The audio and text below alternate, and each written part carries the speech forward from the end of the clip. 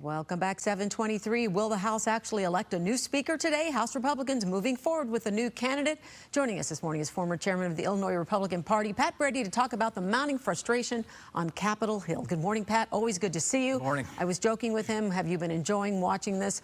Okay, let's talk about this first, because Republicans initially chose the Minnesota Congressman Tom Emmer. He dropped out last night after Donald Trump urged Republicans to oppose him. What's your reaction? I'm not sure about that. I think Trump, he never likes to be on the wrong side of things. I think he just jumped on the pile. So he had no impact on it? I don't think so. I mean, he was 0 for 3 on the first 3 he supported.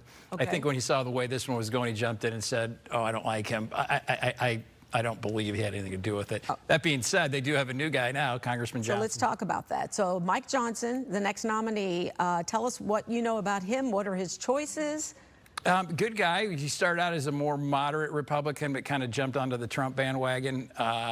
The one mistake I think he made initially, I saw him today doing it when he announced last night, and the person standing right next to him is Lauren Boebert.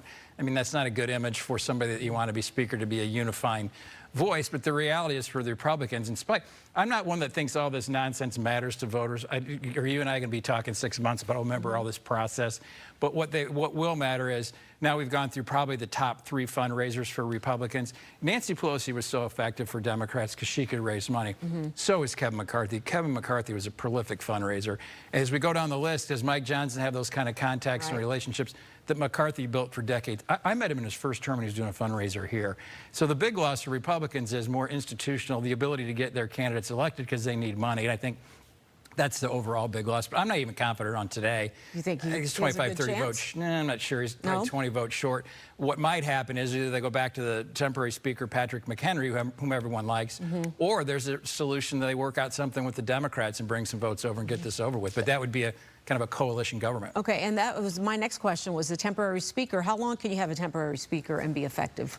You can't be. There can't be effective because you can't have a Congress. And we have 30 days from now, we have this big spending bill up, plus we have the Ukraine and Israel aid coming up. So it's not effective at all. There is no Congress. So it can't go a whole lot longer before, both sides need to get together and figure it out.